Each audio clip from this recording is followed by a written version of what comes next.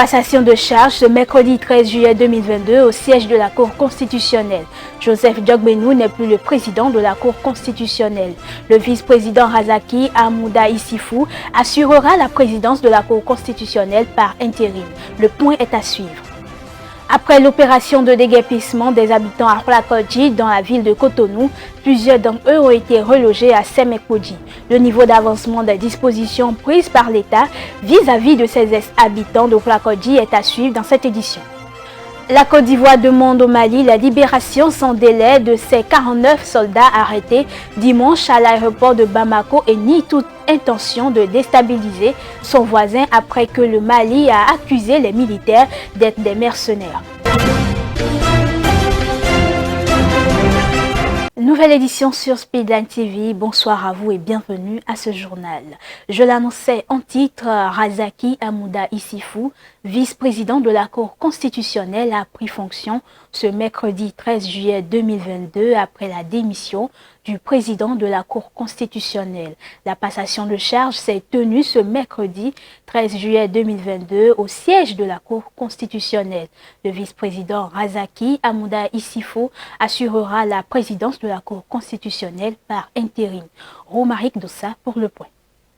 Le professeur Diogbenou n'est plus président de la Cour constitutionnelle du Bénin. À 11 mois de la fin de son mandat, à la tête de la juridiction constitutionnelle, il a rendu le tablier depuis ce mardi 12 juillet 2022. L'ex-président de la Cour constitutionnelle, Diogbenou, passe ce mercredi 13 juillet 2022 la main à Razaki Issifou, le vice-président de l'institution. Monsieur le Président, maintenant que le moment est venu de vous inviter à assurer et assumer dans sa plénitude les fonctions de représentant de la Cour et de direction de la Cour sur tous les plans, je voudrais vous assurer de ma prière, de mon soutien là où je serai. Soyez assurés que partout où il sera nécessaire, je serai l'une des personnes qui comprendrait le mieux les déterminismes qui sont les vôtres, les contraintes qui sont les vôtres et les décisions que vous allez prendre dans l'intérêt majeur de notre pays. Encore une fois, merci.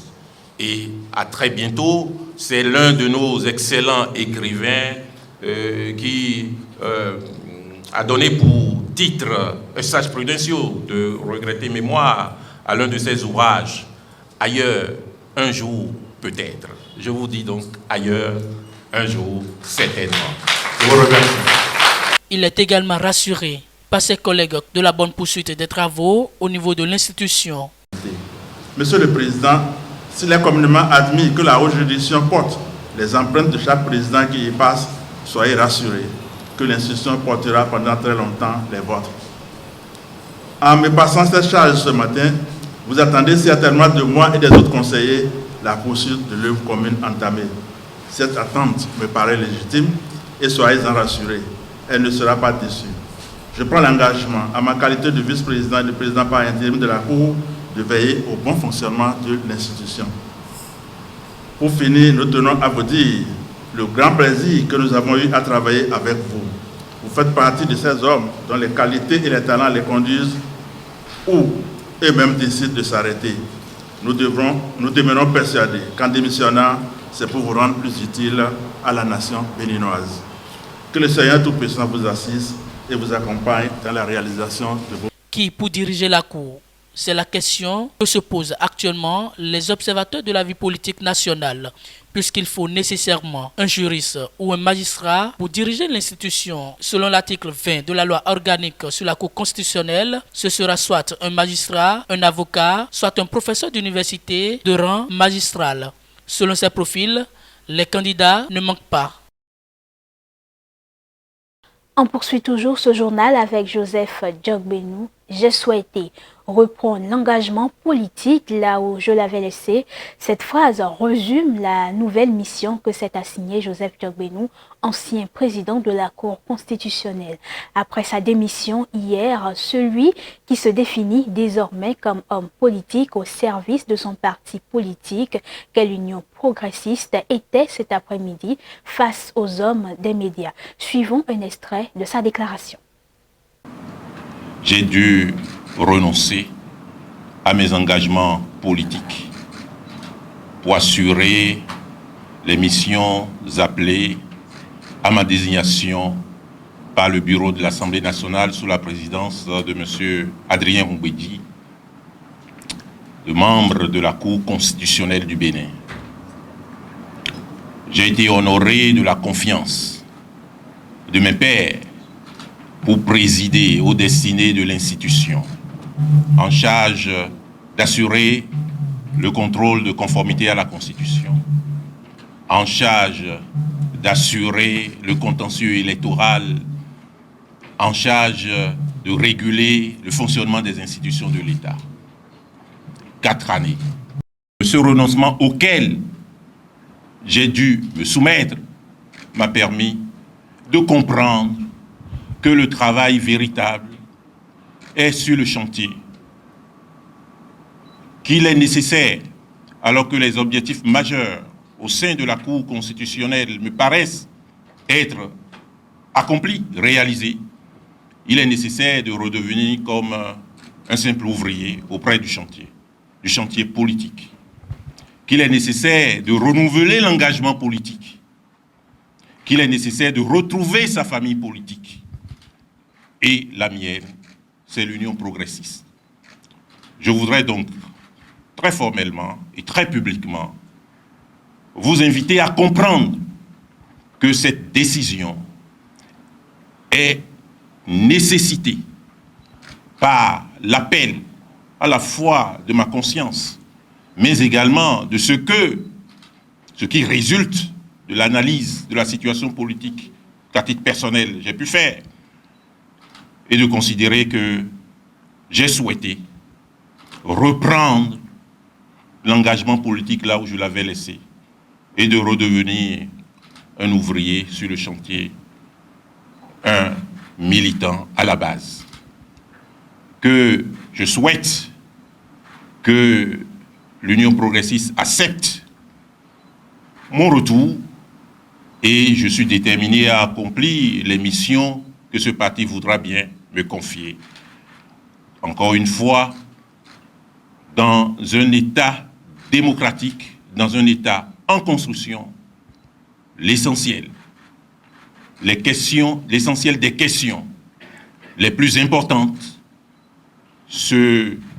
ont pour réponse une formulation, un positionnement et une construction politique.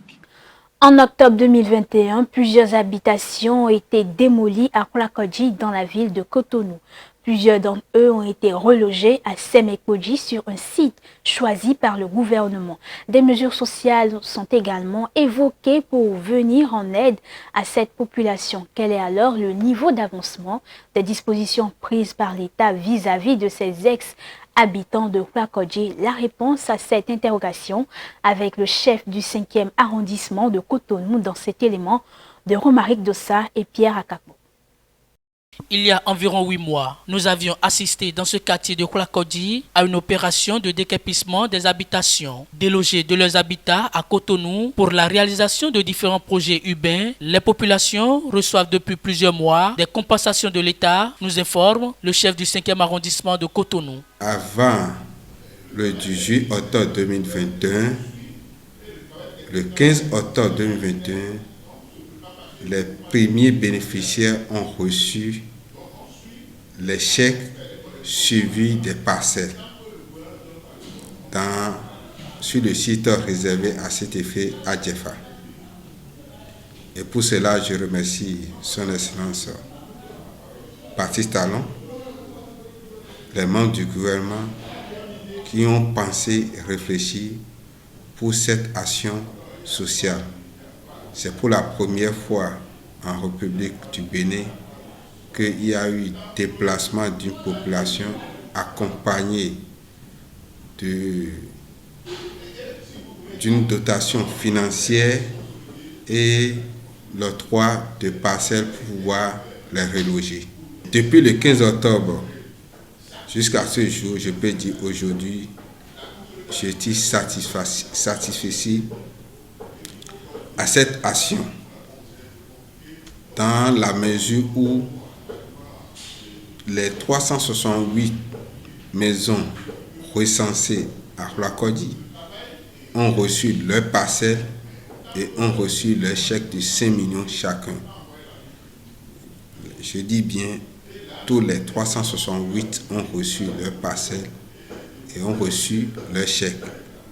Outre l'appui financier et l'attribution de parcelles aux 368 ménages, des conditions sont également réunies pour répondre à d'autres besoins vitaux de la population. L'autorité se réjouit des mesures prises par le gouvernement vis-à-vis de ses administrés.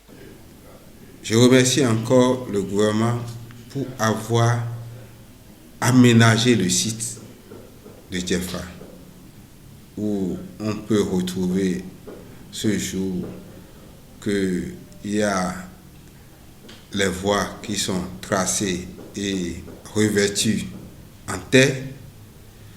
Il y a les lampadaires qui côtoient toutes les rues sur le site de Djefa. Il y a l'adduction d'eau qui est en cours d'installation.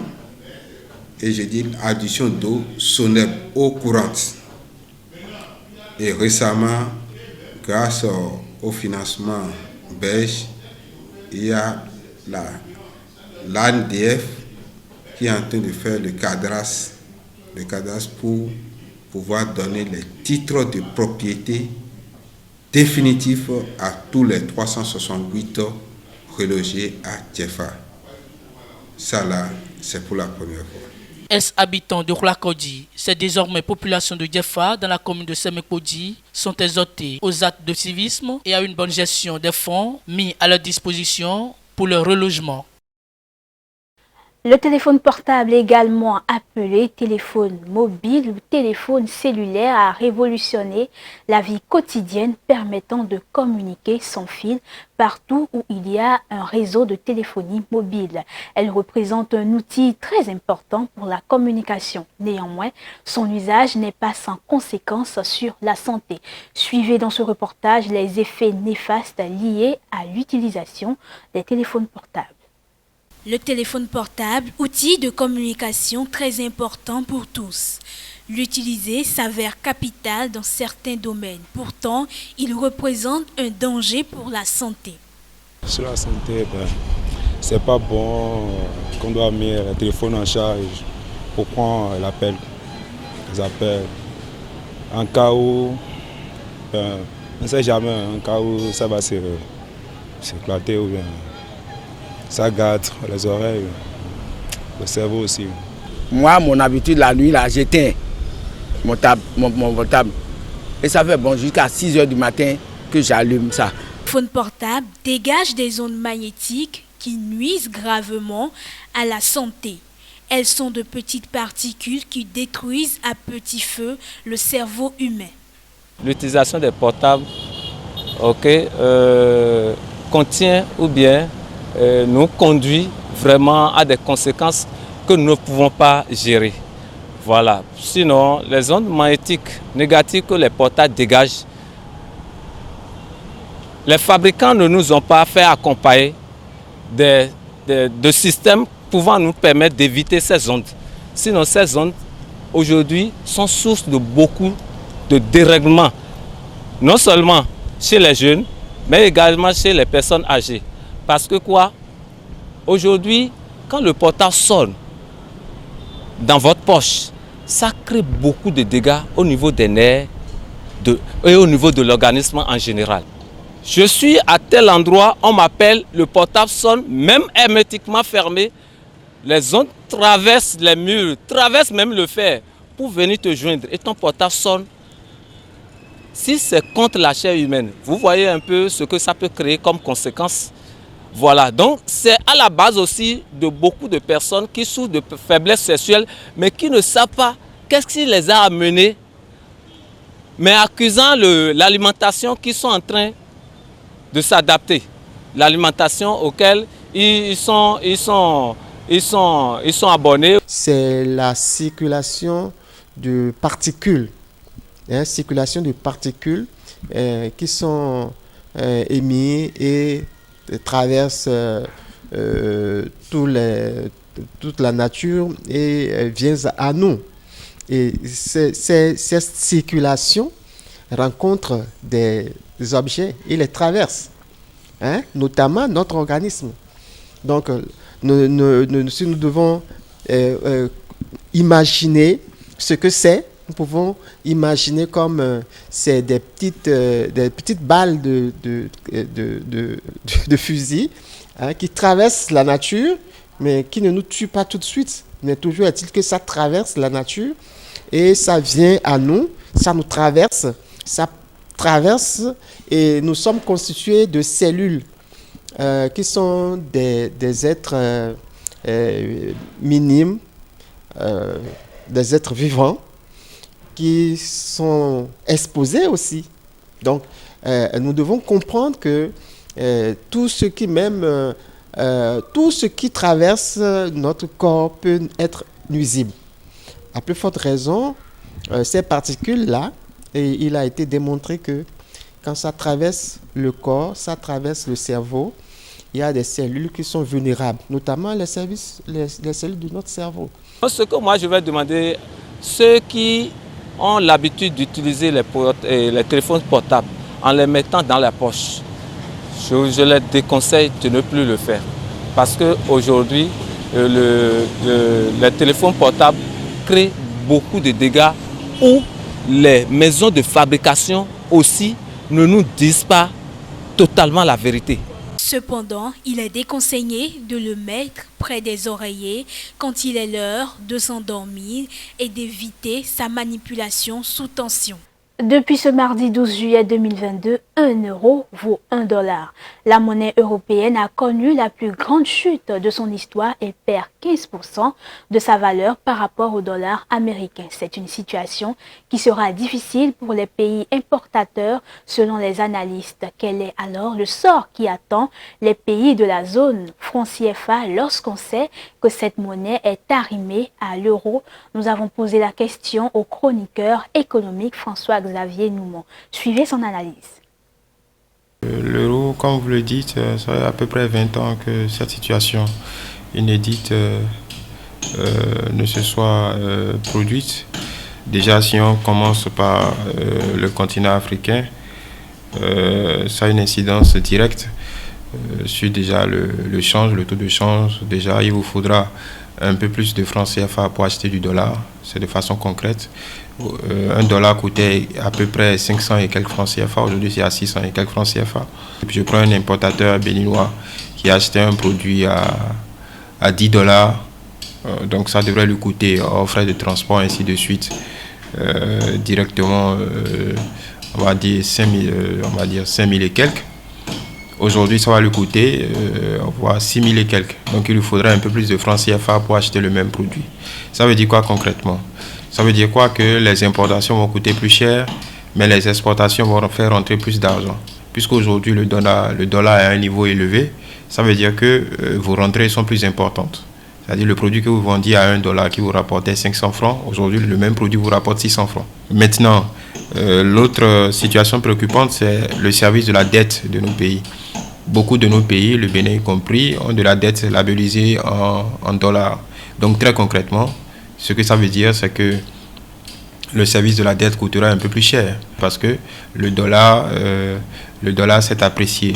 Donc cette situation est à surveiller de près parce que ça peut engendrer des difficultés budgétaires pour des pays. Beaucoup avaient pointé du doigt le fait que nous ayons une parité fixe par rapport à l'euro.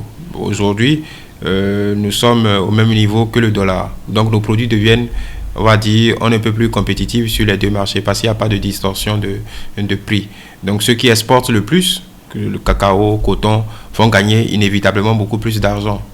Que ce soit l'appréciation du dollar ou pas, nous devons revoir nos infrastructures logistiques, transformer nos produits sur place pour gagner un peu plus de valeur ajoutée sur la chaîne d'approvisionnement, parce qu'il serait plus rentable d'exporter des produits manufacturés que d'exporter des matières premières. L'équation reste la même. Et en interactualité, 3 personnes ont été arrêtées après la mort.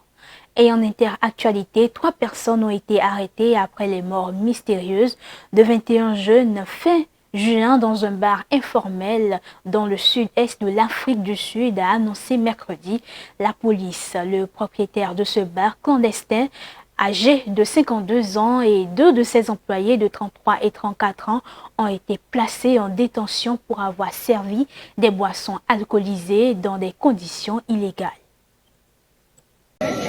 En Afrique du Sud, 3 personnes ont été arrêtées dans le cadre de l'enquête sur les mystérieuses morts de 21 jeunes gens fin juin dernier.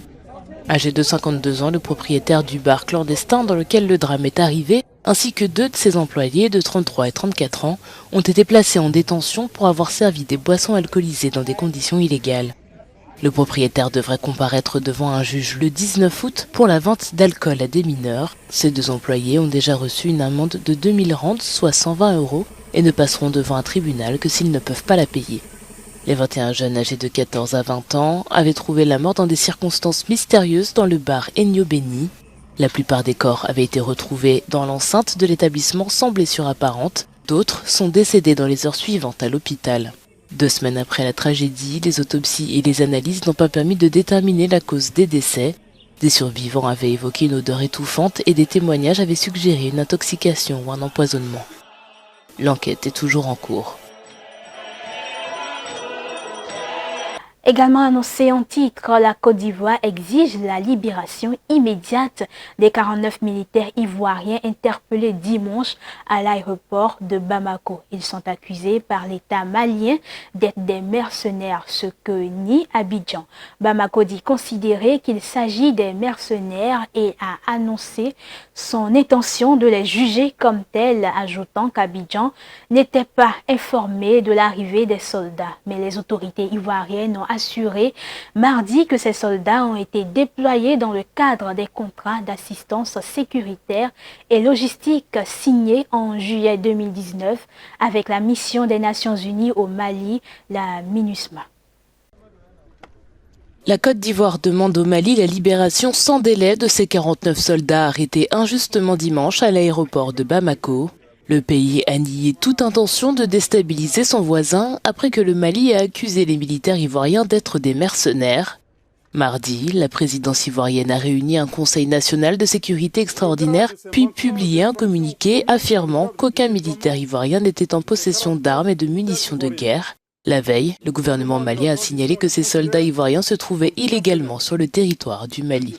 Selon Abidjan, la présence de ces soldats dans le cadre d'opérations de soutien logistique à la mission des Nations Unies au Mali, MINUSMA, est bien connue des autorités maliennes.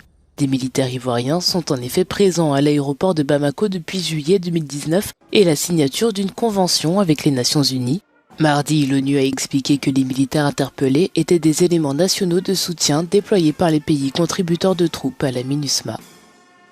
La dernière édition du rapport de l'Organisation des Nations Unies sur les enfants et les conflits armés révèle qu'en 2021, près de 24 000 violations graves ont été vérifiées à l'encontre des enfants. Parmi elles, le meurtre et la mutilation, soit une moyenne de quelques 65 violations par jour. Le meurtre et la mutilation d'enfants comptent parmi les plus nombreuses, suivies par le recrutement et l'utilisation d'enfants et le refus d'accès humanitaire. Reportage. Les enfants continuent de subir les conséquences des conflits causés par l'homme. Ce constat a été révélé dans la dernière édition du rapport annuel de l'Organisation des Nations Unies sur les enfants et les conflits armés. Le compte-rendu fait état des dangers qui ont eu un impact sur la protection des enfants en 2021. Ils vont de l'escalade des conflits, des coups d'état militaires, des conflits transfrontaliers aux violences intercommunautaires. Dans ces pays où des groupes très extrêmes sont actifs, comme Boko Haram et les groupes dissidents, l'État islamique d'Afrique de l'Ouest et l'État islamique qui émerge en Afrique de l'Est, Ces groupes qui n'étaient pas aussi organisés par le passé le sont davantage aujourd'hui et ils ciblent sans aucun doute les filles. Ils ciblent l'enlèvement des filles et ils ciblent essentiellement le viol et la violence sexuelle comme produit de cela. Près de 24 000 violations graves vérifiées à l'encontre des enfants, soit une moyenne de quelques 65 violations par jour, ont été révélées dans le rapport. Le meurtre et la mutilation d'enfants comptent parmi les violations les plus vérifiées. Et au Rwanda, l'ancien haut fonctionnaire Laurent Busibaruta, condamné à 20 ans de prison. Il a été acquitté en tant qu'auteur de génocide, mais reconnu coupable en tant que complice de ce génocide et de crimes contre l'humanité pour 4 massacres. L'accusation avait requis la réclusion et à perpétuité son encontre. Les jugements précisent qu'il n'a pas tué personnellement, mais a encouragé les Tutsis à se rassembler sur la colline de Kabuye alors qu'il savait qu'il y serait tué par milliers. L'ancien préfet rwandais Laurent Busibaruta a été condamné mardi soir par la cour d'assises de Paris à 20 ans de réclusion criminelle pour complicité de génocide, plus de 28 ans après l'extermination des Tutsis au Rwanda. L'ancien haut fonctionnaire, 78 ans, a été acquitté en tant qu'auteur de génocide mais reconnu coupable en tant que complice de génocide et de crimes contre l'humanité pour 4 massacres au terme de près de 11 heures de délibéré. Laurent Busibaruta, qui comparaissait libre sous contrôle judiciaire depuis le 9 mai, passera la nuit en prison. L'accusation avait réclamé à son encontre la réclusion criminelle à perpétuité, le considérant complice d'un massacre de Tutsis et auteur de 4 autres dans sa préfecture de Gikonkoro. Il était le plus haut responsable rwandais jamais jugé en France pour des crimes liés au génocide des Tutsis. Laurent Busibaruta a 10 jours pour faire appel de sa condamnation.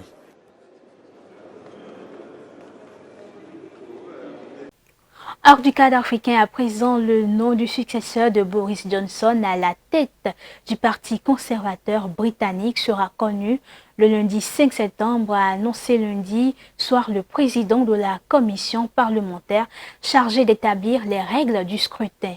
Graham Brady, il a précisé que le dépôt des candidatures serait ouvert et clos ce mardi et qu'un premier tour pour commencer à éliminer certains des 11 candidats aurait lieu dès ce mercredi. Un deuxième aura lieu également le jeudi. Les candidats auront besoin d'au moins 20 parrainages pour que leur candidature soit acceptée. La succession de Boris Johnson au 10 Downing Street, toujours sujet numéro 1 au Royaume-Uni. Le dépôt des candidatures n'est possible que ce mardi, avant un premier tour dès mercredi, un deuxième le lendemain et un dernier si nécessaire lundi prochain.